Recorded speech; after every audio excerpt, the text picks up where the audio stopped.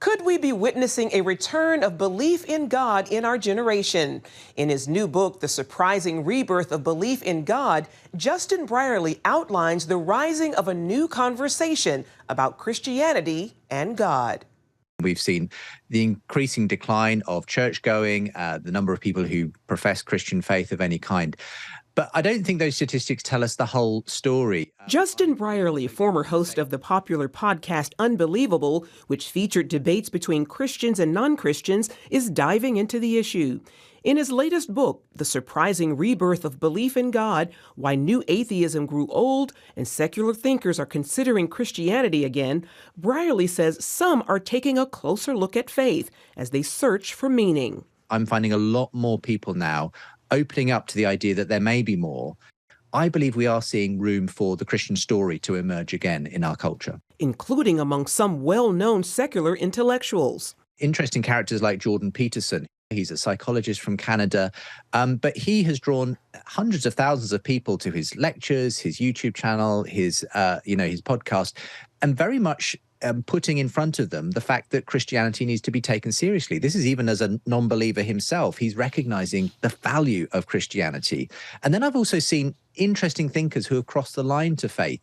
So many that I could mention from the book who are very surprising converts. And I think they're just a telltale sign that the tide is beginning to turn on the Western atheistic sort of secular culture, that people are actually looking for meaning, and you'd be surprised at who's finding answers in Christianity. Brierley also explains why new atheism, the belief that religion is the breeding ground for hostility, violence, and crime in our society, is failing. The architects of that phenomenon, people like Richard Dawkins and Sam Harris, they thought that they could basically get rid of God belief in people by kind of arguing it out of them. That has really dwindled. In many ways, it's in the back mirror now.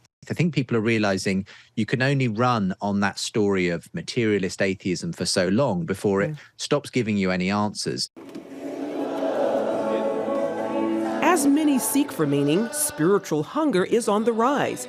Earlier this year, Christians from across the country flocked to Asbury University after students led a spontaneous prayer service that lasted for weeks. And as CBN News has reported, collegiate ministry leaders point to the incredible spiritual appetite among many of today's students. They have no religious background. They haven't stepped foot in a church, but 80% of them are spiritually open. There is a spiritual hunger out there among this generation, but it is completely and totally undirected.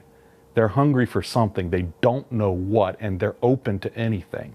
All signs of hope that Brierley encourages the church to embrace, despite cultural trends that say otherwise. God is always doing a new thing. There's always a renewal season around the corner. And I think there's been an intellectual renewal going on over the last several years.